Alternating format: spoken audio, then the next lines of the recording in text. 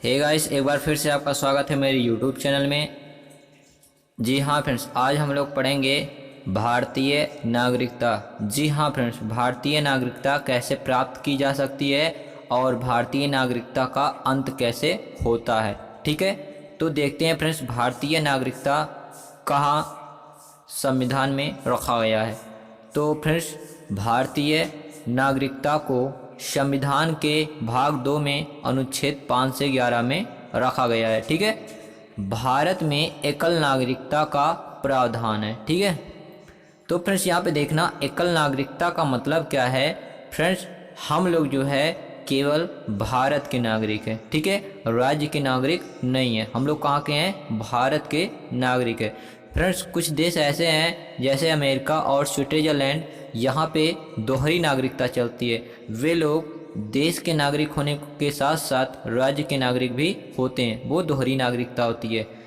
But यहाँ पे friends अपने यहाँ क्या है, भारत देश में एकल नागरिकता चलता है। हम लोग केवल भारत के ही नागरिक होते हैं। ठीक है, अब देखिएगा फ्रेंड्स, जो एकल नागरिकता का प्रावधान है, एकल नागरिकता का प्रावधान वो कहाँ से लिया गया था फ्रेंड्स? ब्रिटेन के संविधान से लिया गया था। ठीक है, तो देखते हैं फ्रेंड्स आगे।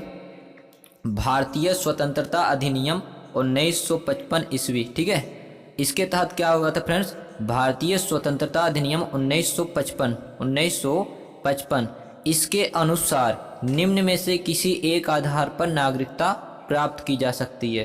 फ्रेंड्स यानी कि भारत में नागरिकता प्राप्त करने का अधिनियम कौन सा है? 1955।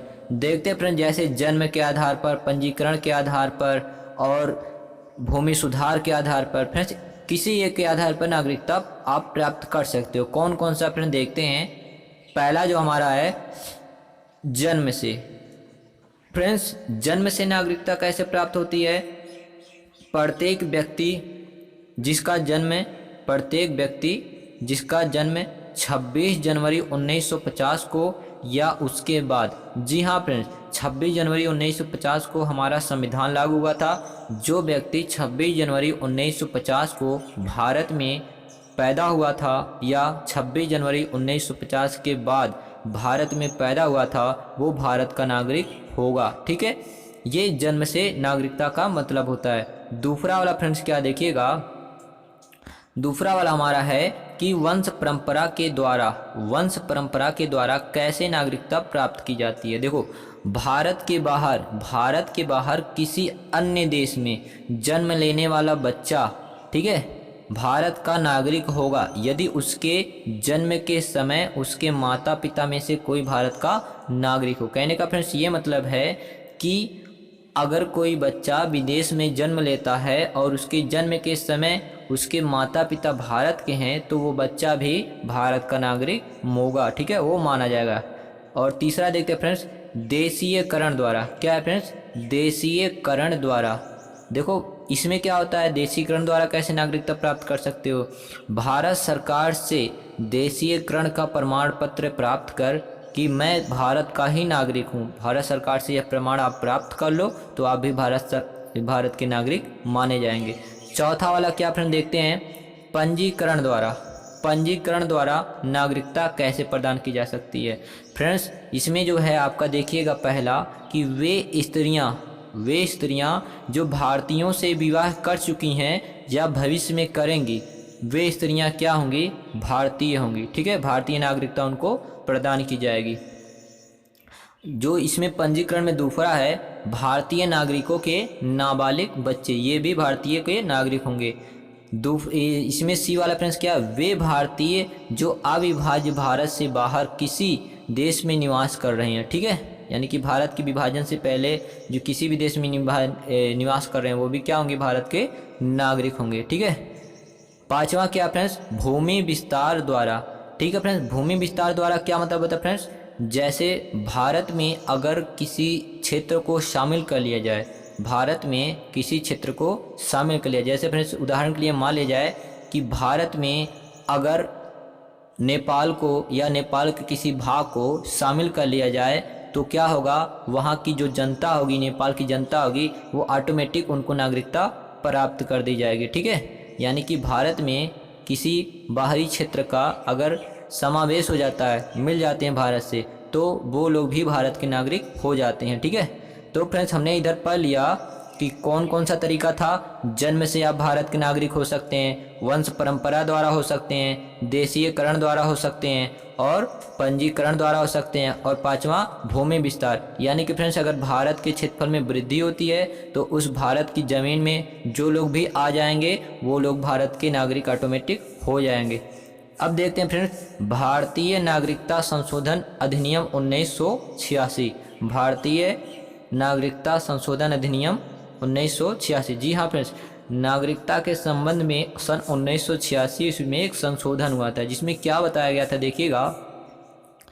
अब भारत में क्या बताया गया था, अब भारत में जन्मे केवल उसी व्यक्ति को नागरिकता प्रदान की जाएगी जिसके माता पिता में से कोई भारत का नागरिक हो। ठीक है, जैसे फ्रेंड्स भारत में तमाम विदेशी रहते हैं, अगर उनका कोई बच्चा होता है तो वो भारत का नागरिक तभी माना जाएगा जब उसके माता या पिता में से कोई एक भारत का नागरिक होगा, अन्यथा वो भारत का नागरिक नहीं होगा। दूसरा क्या सुधार किया गया था, देखिएगा फ्रेंड्स, दूसरा ये किया गया था कि जो व्यक्ति पंजीकरण के आधार पर नागरिकता प्रदान करना चाहता है, अब उन्हें भारत में कम से कम 5 वर्षों तक रहना होगा। जी हाँ फ्रेंड्स, अब उन्हें भारत में कितने वर्षों तक रहना होगा, 5 वर्षों तक, और पहले यह समय कितना था, 6 माह तक। यानी कि फ्रेंड्स जो लोग पंजीकरण के आधार पर भारतीय नागरिकता प्रदान करना चाहते हैं, प्राप्त करना चाहते हैं, उनको पहले 6 माह रहना पड़ता था। अब क्या फ्रेंड्स, उनको 5 वर्ष रहना पड़ेगा, तब जाके उनको नागरिकता प्रदान होगी। ठीक है, अगला देखते हैं क्या है हमारा सी वाला, देशीकरण के आधार पर।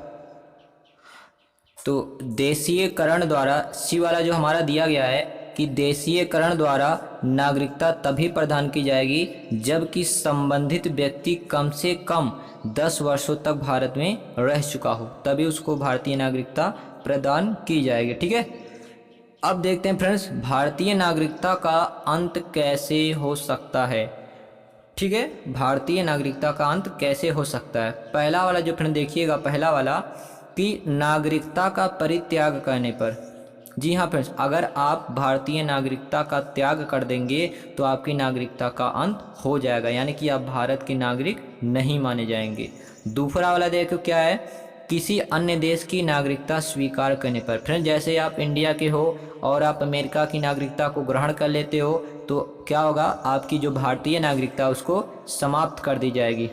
अब देखते हैं तीसरा वाला क्या है, तीसरे तरीके से कैसे भारतीय नागरिकता का अंत होगा, सरकार द्वारा नागरिकता छीनने पर। जी हाँ फ्रेंड्स, किसी देशद्रोह के केस में कोई फ्रेंड्स आप देशद्रोह कर देते हैं या कुछ अन्य जो देश से संबंधित या देश के हित में ना हो, आप देशद्रोह का केस लग जाता है तो फ्रेंड्स क्या करता है, जो भारतीय सरकार वो आपकी नागरिकता को छीन सकता है और इस स्थिति में भी आपकी नागरिकता का अंत हो जाएगा।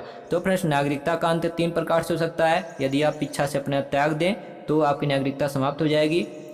दूसरा है किसी अन्य देश की नागरिकता अगर आप ग्रहण कर लेते हैं तो भी आपकी नागरिकता का अंत हो जाएगा, और सरकार द्वारा अगर आपकी नागरिकता छीन ली जाती है तो भी आपकी नागरिकता का अंत हो जाएगा। ठीक है फ्रेंड्स, इस प्रकार हमारा वीडियो कंप्लीट होता है। फ्रेंड्स वीडियो को पसंद आए तो वीडियो को लाइक करना और चैनल को सब्सक्राइब करना मत भूलना। Thanks for watching my